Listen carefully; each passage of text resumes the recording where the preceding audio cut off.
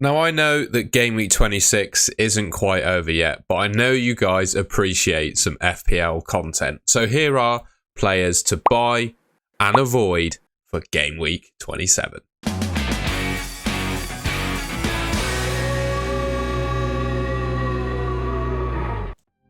Now, before we actually get into players to buy and avoid, it's really important to just understand the state of the fixtures we've got coming up. I've got this spreadsheet from Ben Krellin on X, an absolutely fantastic source for fixtures. And really, I just wanted to talk about, you need to understand these fixtures before you make your transfers. And more importantly, you need to mainly understand when you're going to use your free hit. Game Week 29 is going to be the biggest blank game week of the season, but that is going to be determined by the FA Cup fixtures played between Game Week 26 and 27. So by the next deadline, we should have a pretty good idea of the teams that blank in Game Week 29. At the moment, all we can play on is probabilities, and Ben has done a great job here, combining the fixtures with the chances of teams getting through in the FA Cup, etc. So there's a probability next to each team as to how likely they are to blank in Game Week 29. On top of that, if you're playing your free hit in Game Week 29, you don't really need to worry about buying players that don't have a fixture, because you can be playing your free hit to replace them, right? But if you're planning not to use your free hit in Game Week 29, I mean, ultimately, with only a couple of game weeks to go until the game week goes ahead, you need to be buying players with a fixture. And you can see here the teams with a game: Brentford, Villa, Burnley, Fulham, West Ham, and Tottenham. Now, all of the players I'm going to talk about in this video aren't necessarily from these teams. So it's a bit, I'm trying to cater for everyone, basically, whether you're on your free hit or not. But you really have to bear that in mind. And I think whether you're playing your free hit or not in Game Week 29 really determines the transfers you should make over the next couple of game weeks. Right then, so the first option I'm going to talk about is Heung-min Son. Now, he's obviously back, playing for Spurs again, returning from the Asia Cup, and we all know he's one of the best players in the league, right? He's Spurs' talisman, he's nailed to start, on pens, plays 90 minutes, most games, and he's just an absolutely elite finisher, right? Every season he outscores his expected goal stats, so don't be alarmed the fact he's got 12 goals from only 7 XG. The guy is just an absolutely lethal finisher, and regardless of the FA Cup outcomes, you can see here, Game Week 29, they're locked in with a fixture against Fulham, so he has a game. Game Week 27, he's got Crystal Palace, obviously one of the weaker teams in the league at the moment, despite, they're going to have a new manager, but there's still question marks against their defence, I would say. He can definitely score in that game. Aston Villa, definitely conceding goals. They might be okay going forward, but they're definitely conceding goals. Fulham, the same in Game Week 29. I consider that a good defensive fixture. And, Luton in Game Week 30 could score in that one. I mean, the fixtures for the next 5 game weeks are fantastic for him. Doesn't have a double like some other teams do, but he doesn't blank in Game Week 29. So certainly if you're not on your free hit, I think he's a fantastic option.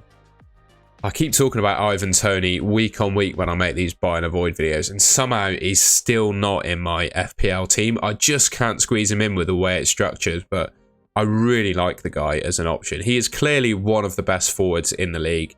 He ticks all the boxes that Son does. I absolutely love FPL assets that are nailed to start for their team. The talisman, so he takes the penalties. Without Mbumo in the squad, he takes the free kicks too.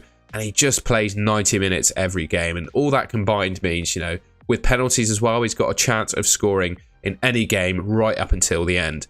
He doesn't blank in Game Week 29. In fact, he's got a really nice fixture against Burnley in 29. And I know the fixtures Chelsea and Arsenal on paper seem difficult, but I'd say Toney's relatively fixture-proof, right? Brentford have not had a kind run of fixtures since he's returned, and he's still managed to score 4 goals from 6 starts and pick up an assist as well.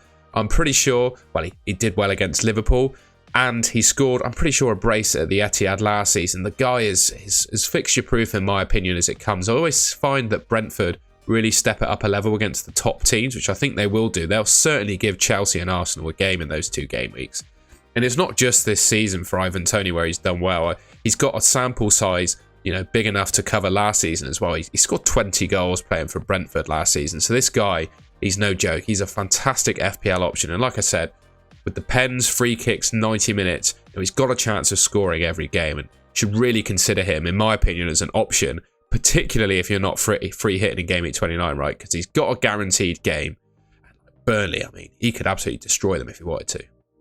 I'm definitely taking a bit of a risk talking about Dominic Solanke because his game against Man City in 26 is currently going on as I'm recording this video. But for me, he's one of the top transfer targets for 27 if you don't have him already, particularly if you're on your free hit in Game Week 29. I mean, he's got some fantastic fixtures, right? Game Week 27, he plays Burnley, and then he's got a double in 28. Luton and Sheffield United, both at home.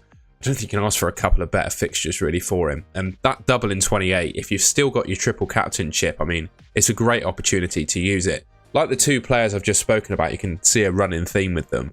I just absolutely love FPL players that are nailed to start, play 90 minutes, and take penalties. He ticks all the boxes of a player that can score in any game against any opposition. And this season, he's really worked on himself, I think, really improved on previous years where he's become a pretty elite Premier League striker now and he's putting up some really, really good numbers. Who knows? He might even score against Man City after I record this, right? He could get injured, which is why it's a bit of a risk. But genuinely, I think he's a fantastic option to be considering in Game Week 27 for the reasons I said. And I think even if you're on your free hit in 29, the fact he's got 3 fixtures in 2 game weeks, and for Game Week 28, I think if you don't have him in your team as captain, you're probably going to fall behind the pack. So even if it's just out of fear, I think, you know, even if he's missing Game Week 29, I think he's a fantastic option to be bringing into your team if you haven't already. Now, Neto is definitely, I would say, a chip-dependent transfer, but with the fixtures he's got over the next 3 game weeks, I think on paper you might be able to consider him as the best goalkeeper in the game. I'm not saying that as a joke. I genuinely believe it to be true. I mean, fixtures-wise, he's got Burnley, as I said with Solanke, Burnley, Sheffield United and Luton in the space of 2 game weeks. He's absolutely fantastic for saves bonus, making 3.5 saves per game, so basically hitting saves bonus points every game. Yes, his clean sheets to start ratio isn't great, but neither is any real Premier League goalkeeper at the moment. He's not got that many less than the leading guys, right? They're on sort of 6, 7, 8, and he's kept 5 so far, and he's playing Man City in Game Week 26, right? So you can't really expect a clean sheet in that one. And yeah, like I said, I just think he's a good option, particularly if you're free hitting in 29 and potentially wildcarding later, because I would say he's not a player I'd feel massively comfortable with holding long term. But actually, when you look at the next 5 game weeks, obviously discounting 29, the fixtures aren't that bad. You know, I said the 3 in 27 and 28. You know, depends if he plays, obviously, on the FA Cup in 29. Then he's got Everton and Crystal Palace afterwards. So, you know, say you use your free hit in 29, pick another goalkeeper. Neto's back in your team for 30 and 31.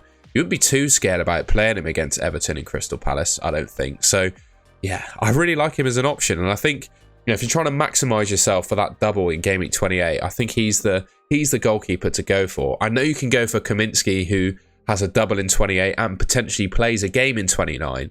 I just back Neto and Bournemouth a bit more defensively than Luton. I say Luton might be stronger going forward, but they're hopeless, in my opinion, defensively. Bournemouth probably have slightly more of a chance of clean sheets, and they're at home for their 2 fixtures, which I think is a nice plus point. So yeah, Neto, he's probably a decent option to bring in. His brace in Game Week 26 is probably the final straw for me now on Douglas Luiz. I, week on week, have said that I don't think he's a very good FPL asset, but the guy keeps just scoring goals and proving me wrong.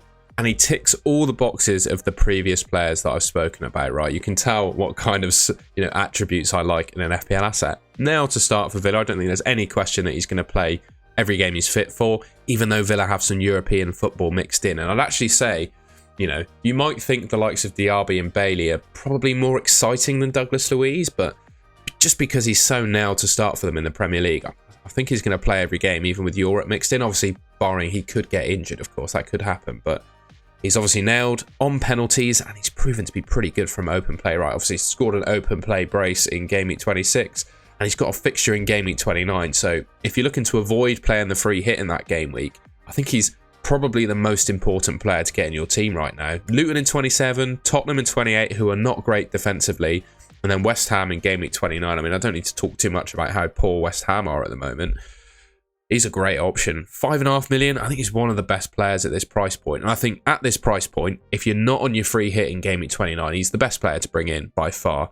25 starts, 13 attacking returns from a guy I would consider a defensive midfielder, and it's just not the case. I need to get that stigma out of my head, and I imagine there's probably a fair few people watching this video that still have that same mindset around him, and he's not. He's turning into a goal-scoring midfielder now with some really nice stats, and he takes the penalties. Finally then, it's a bit of a risk talking about Kevin De Bruyne as a player to avoid, but I think if I had him in my team, I'd just be worried week on week about him starting. And when you spend 10.8 million on a player, the one thing you don't want to be doing is worrying about whether he'll play. I also think, you know, his returns are weighted more towards assists. I'm obviously taking a risk saying this before he's finished his game against Bournemouth, but you know, his returns are weighted more towards assists than goals, which goals obviously being more points bearing, right? And with Salah and Son being back, particularly Son not blanking in game week 29, I think there are better options than Kevin De Bruyne. And Pep, he's really not risking him. You know, he picked up, well, obviously got the hamstring injury in the Champions League final. It reoccurred again at the beginning of this season. And he's really being spared, you know, now he's back fit, because Pep just doesn't want him to re-injure it. It totally makes sense, right? I think it's going to be a problem that kind of niggles him for the rest of his career. That seems to be what those kinds of injuries do. Obviously, I'm not a doctor, but that's just my experience of watching players with those injuries, right?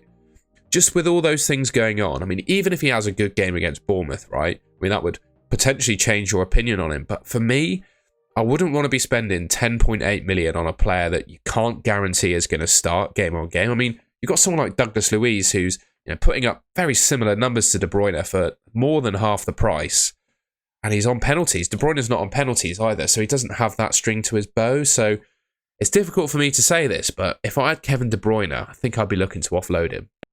All right, and that's the end of the video. I couldn't resist banging out another video on a Saturday night to keep you guys entertained. I hope you enjoyed it. If you did, please leave me a like rating. Let me know in the comments what you think of some of those players I've recommended you buy and avoid. Obviously, it's really important, I can't reiterate this enough, how important it is to understand your chip strategy and probably to wait for the FA Cup results to play out before you actually make your transfers. You know, you need to have your chip strategy in mind, and ultimately you need to have all the information available to you before you commit to some of these players.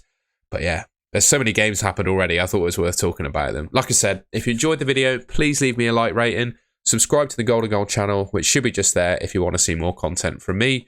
And I'll see you in my next video. Thanks for watching.